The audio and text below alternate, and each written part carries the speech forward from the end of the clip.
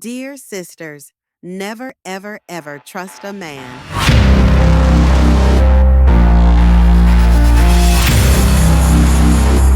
I don't even know where to start. Maybe it's the pain. Or maybe it's the shame I carried like dead weight for far too long. My name is Joy.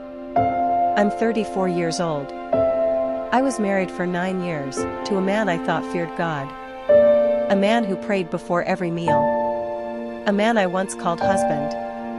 Until I discovered that same man was lying in bed with the one person I ever trusted as a sister.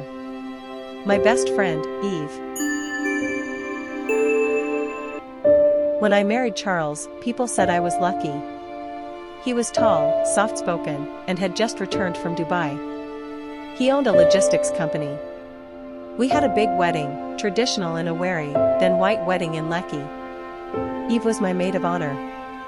She even cried more than I did that day. We built a life in Festac. 2 daughters. I left my job at the bank to support his business. We wore matching outfits every Sunday. Instagram perfect.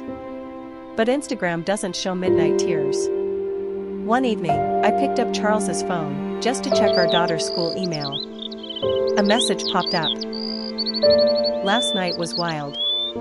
I still smell your cologne. It was from Eve. My chest tightened. I opened the chat. Dozens of messages. Pictures. Hotel receipts. Voice notes I will never forget. I dropped the phone and sat on the floor like someone whose spirit just left their body.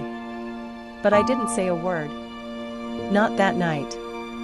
4 months, I smiled. I served them food. I hosted Eve in my house.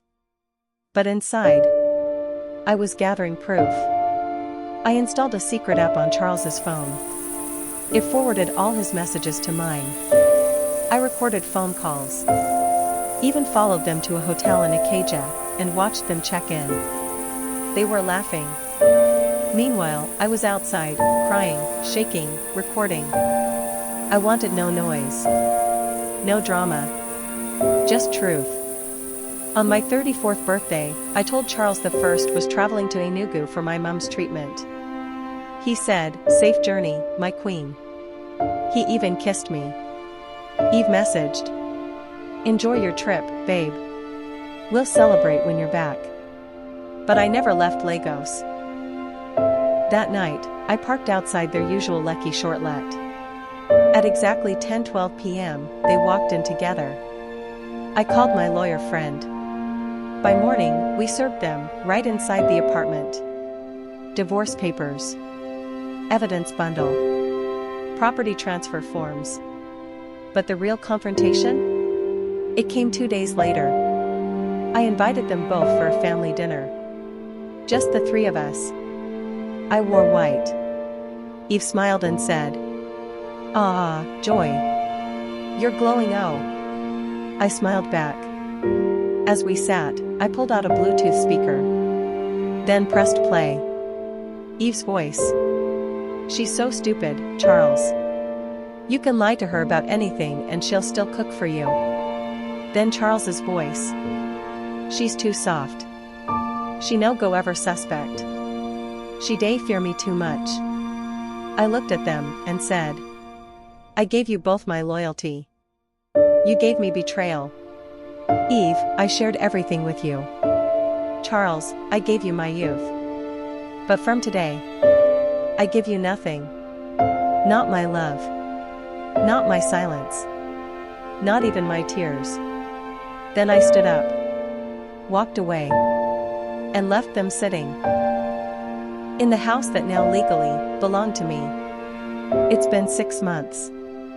I'm still healing. But I no longer cry myself to sleep. I no longer ask, what did I do wrong? Because I did everything right. They lost a good woman. But I found myself. And that is something they can never take back. If you've ever been betrayed by the ones you trusted most, please remember, your silence is not weakness. Sometimes, it's just preparation. Let me know in the comments. Would you have exposed them? Or walked away quietly? Like,